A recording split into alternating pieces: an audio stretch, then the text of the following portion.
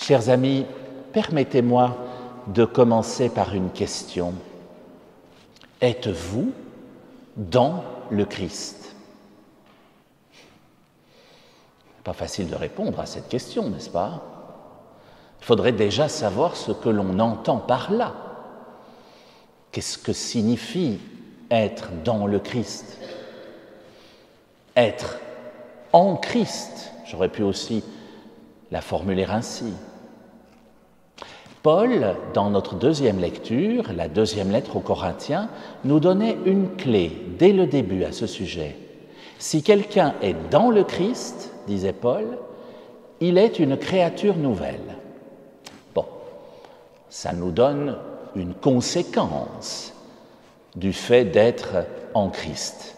Vous êtes alors une créature nouvelle, mais ça ne nous dit toujours pas ce que c'est qu'être dans le Christ.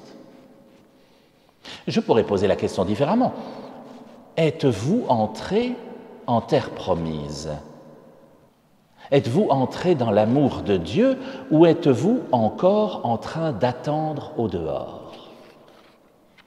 Dans notre première lecture, le livre de Josué, le peuple entre en terre promise après une longue errance de plusieurs décennies dans le désert. Ils sont enfin sauvés et, conséquence, ils n'ont plus besoin, vous l'avez entendu, de la manne qui les nourrissait au désert, puisqu'ils peuvent enfin récolter les fruits de leur terre. C'est ce que nous disait la fin du texte. Ils sont entrés dans l'alliance avec Dieu, dans ce que Dieu leur avait promis. Ils sont à l'intérieur. Ils ont cessé d'être dehors, au désert.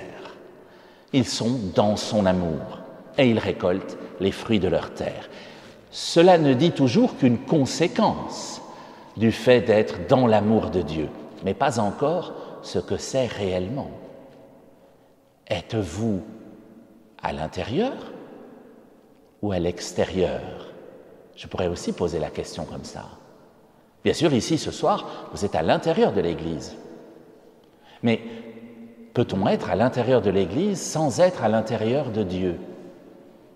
Probablement que oui. Peut-on être à l'extérieur de cette Église tout en étant dans le cœur de Dieu? Sûrement que oui.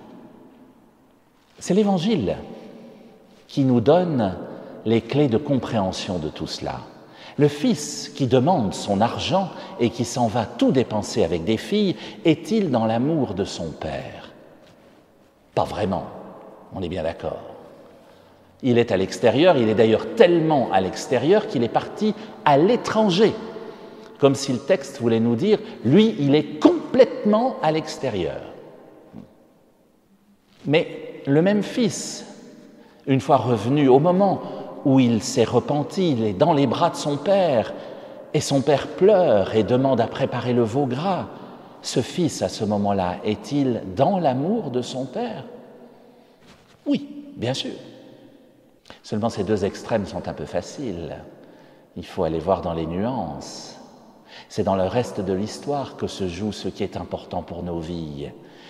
Quand il décide d'aller vers son père, ce fils égaré, quand il décide de se repentir, il dit, vous l'avez entendu, « Je vais lui dire, Père, j'ai péché contre le ciel et envers toi, je ne mérite plus d'être appelé ton fils, traite-moi comme l'un de tes serviteurs. » Trois choses, hein? Est-il dans l'amour du Père à ce moment-là? Plus difficile de répondre, n'est-ce pas? La réponse, à mon avis, est non, pas encore. Il est dans la peur de son Père, puisqu'il dit même « Je ne mérite plus d'être appelé ton fils ». Il n'est donc plus dans la relation avec son Père. Il va aller le trouver, oui, mais pour devenir l'un de ses serviteurs. Il est dans la peur, dans le marchandage. Ça n'est pas encore être dans l'amour, cela. Croyez-vous que Dieu nous voit ainsi, vous et moi? Croyez-vous que Dieu doive nous inspirer la peur et le marchandage? Non, sûrement pas. D'ailleurs, vous l'avez peut-être remarqué, le père de cette histoire ne laisse pas le fils aller au bout de ce qu'il avait prévu de dire. Il avait prévu de dire trois choses.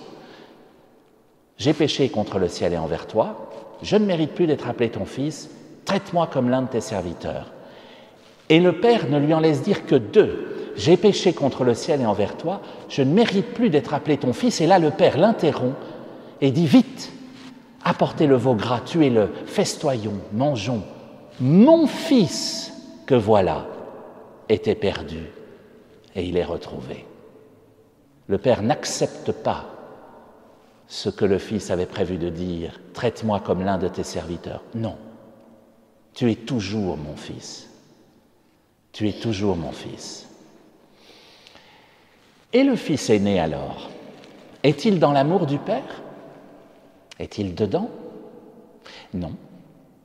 Et on nous le précise même dans le texte, il refuse d'entrer. Ça dit bien quelque chose. Il refuse d'entrer dans la fête. Il reste à l'extérieur et il se fâche. Lui, il est dans la jalousie. Bien sûr, on ne peut que le comprendre à vue humaine. Lui, il a toujours tout fait juste. Et son frère, qui a dilapidé son argent avec des filles, quand il revient, il a droit à tout ce que lui n'a jamais eu. Mais Dieu le regarde comme il nous regarde nous, il ne fait pas de différence. Dieu regarde le fils qui s'était perdu comme celui qui a toujours été là. Il a le même amour pour les deux. Et c'est cela qu'il nous faut comprendre dans nos vies.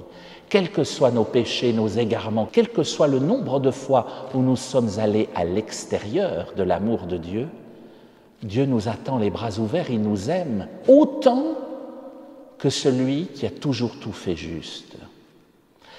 Alors entendons-nous, chers amis, ce n'est pas un chèque en blanc, bien sûr, mais c'est un rappel que Dieu nous veut dans son amour. Il nous veut libres, certes, y compris libres de partir loin de lui, mais il attendra toujours que nous revenions.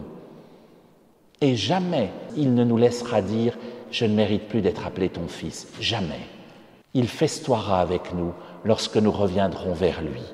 Alors comme le disait le psaume, chers amis, magnifiez avec moi le Seigneur, exaltons tous ensemble son nom. C'est ce que nous faisons quand nous chantons comme ce soir. Soyons en Dieu. Il est si facile de s'en écarter dans nos vies.